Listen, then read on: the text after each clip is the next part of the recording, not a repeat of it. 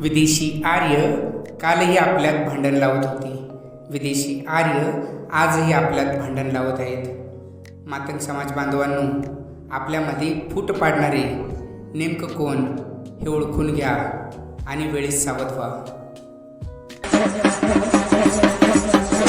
हा जो धर्माच्या नावावर चाललेला खेळ आहे तो बघ. बघ हा धर्म कसा हीन वागणूक देतो या माणसांना.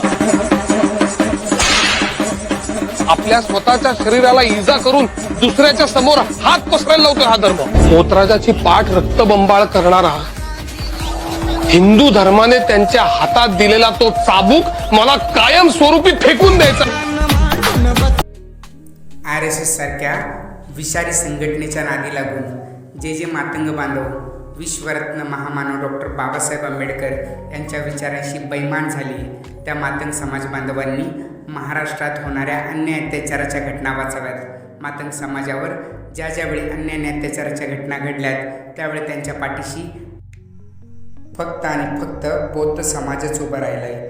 त्यामुळं भरकटलेल्या मातंग बांधवांनो, आपला कोण आणि परका कोण याचा विचार करा.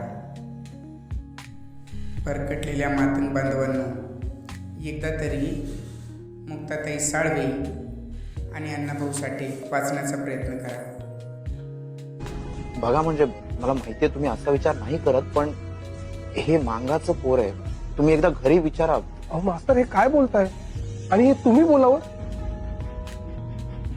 मास्तर, आपणच जर का हे भेद पाळले तर आपल्यामध्ये आणि जगामध्ये काय फरक राहिला? मांगाचं हे जगावं, हिमाच्या चरणी लागावं.